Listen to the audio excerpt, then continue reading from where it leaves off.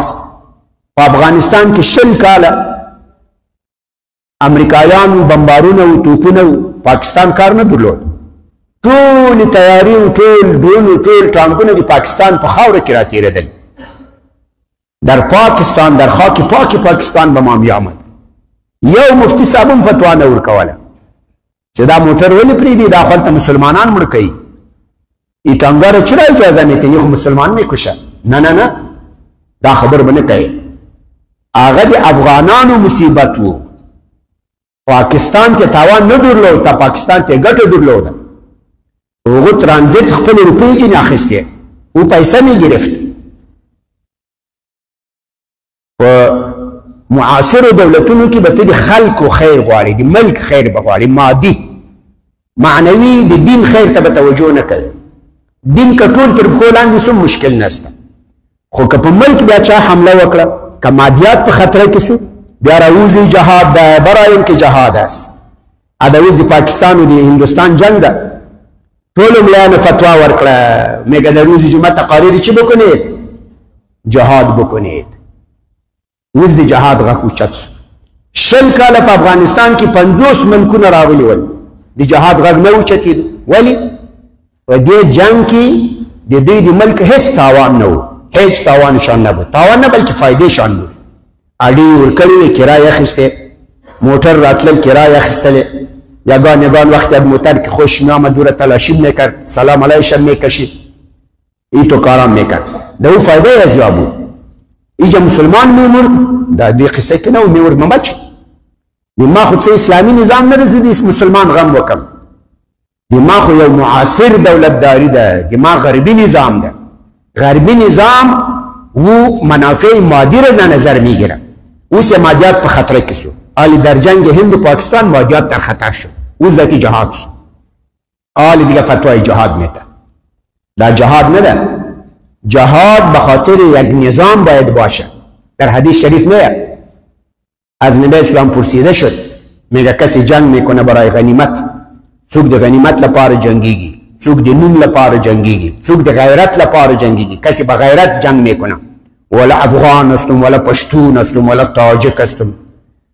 دای کدام که فی سبیل الله است؟ دا کوم یو فی سبیل الله است؟ نبی اسلام تعالی دا یو نه.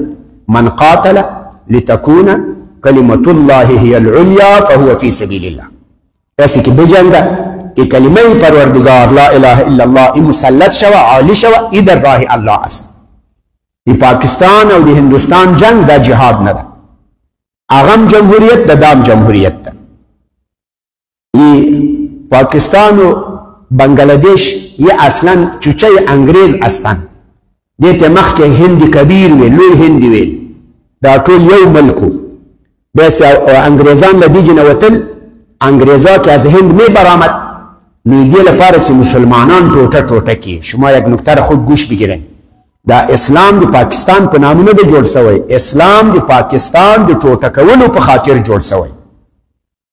اصلا اگه لوی هند کوای، اگه هند کبیر به حالت خود میماند. مسلمانان در هند اکثریت بود. مسلمانان په هند کې اکثریت وو. نو بیا په اقتصادي او په سیاسي او په اجتماعي په ټولنیز په هر حساب به دوی قوي وو. په هر حساب مسلمانان قوي نه بود. اوس پاکستان مسلمانان درې ټوټې کړو. هند کې تجزیه کړ، اصلا هند تجزیه نه شد، کی تجزیه شد. مسلمانان دا په خود گوش بگیرن. یو څو مسلمانان پاکستان ته را بیل شول، یو څو مسلمانان بنگلادیش ته بیل شول. کم زره مسلمان د کجا ماند؟ در هند. هندوان هغه خپل ځای پاتې شول، سیکان هغه خپل ځای پاتې شول، دارنګه نور هغه نور ادیان سدي دیگه هیڅ قسم تجزیه نشد. کی تجزیه شد؟ نو دا پاکستان د اسلام په نام جوړ شوی که به خاطر تجزیه مسلمانان جوړ شده؟ به خاطر تجزیه مسلمانان جوړ شده. این بعضی مسائل شما فکر بکنید. و دینمانو غلط نسی جمهوریت اسلامی پاکستان. و جمهوریت کی اسلام چیرته ده؟ شراب اسلامی را شما دیده؟ خنزیر اسلامی. یک خنزیر کفری باشه، مردار باشه، و دیگه خنزیری چی باشه؟ خنزیر اسلامی باشه، حلال باشه. شراب اسلامی که حلال باشه. یک زنا باشه که حرام باشه، دیگه زنای اسلامی باشه. دا نستره جمهوریت علی الاطلاق دا کفر ده. نظام هند هم کفری است، نظام پاکستان هم کفری است. دو جمهوریت است ما بین خود می جنگن، یوم نه جهاد، مثل که دو سگ امرای خود جنگ میکنه. به خاطر وطن خود سگ هم جنگ میکنه.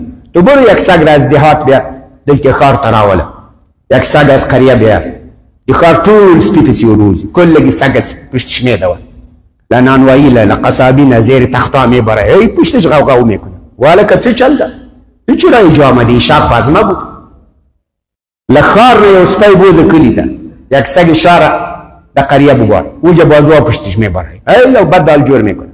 ولی اگه دی کلی سپی ورتوایز ده کلی خودی مونده ایجا نانا، ایجا گوشتا، ایجا مرغا، هر چیز از ماست. تو از کجا؟ دا دس جنگونه دی، دا دی وطن جنگونه. و اسلام که با جنگ دی نظریه لپاره که من قاتل لتکون کلمت الله هی العلیا.